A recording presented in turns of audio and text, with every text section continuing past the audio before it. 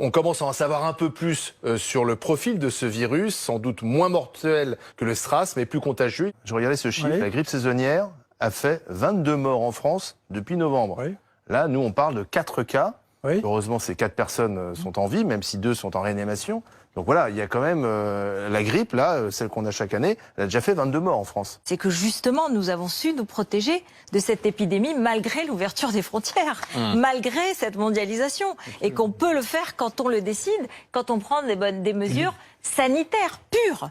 Quand on regarde d'une façon rationnelle les chiffres, finalement, il y a très peu de victimes à l'échelle de la population chinoise, et les choses semblent être, pour le moment en tout cas, en ce qui concerne le territoire français, plutôt sous contrôle. Alors c'est le paradoxe de cette histoire, c'est que ce sont les Chinois qui manquent de masques et pas les Français. Absolument. Exactement. Voilà, c'est le contraire.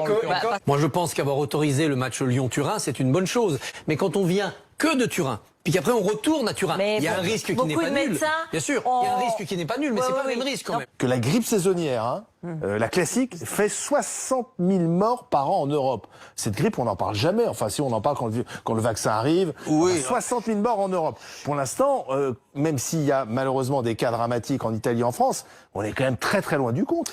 Si chacun change son comportement, se laver les mains, faire attention à tousser dans son coude, ne pas s'embrasser, on est plus efficace que d'interdire un match ou un événement.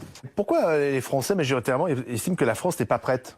Pourtant, on a un système de santé assez costaud, on a des hôpitaux, on a des procédures. Mais en tout cas, en France, ça a marché, et ça n'a pas marché en Italie, parce que ça n'a pas été pratiqué de la même façon. Il y a eu un défaut de protocole à Codogno. Dès le début, on a raté le premier patient, qui fait qu'on n'a pas su qui l'a contaminé, et c'est parti. Donc là, pour le moment, on est en France dans la méthode qui a marché. Ouais. Est-ce que ce droit de retrait, lorsqu'il s'agit d'un virus, comme une grippe, est-ce qu'il est justifiable ?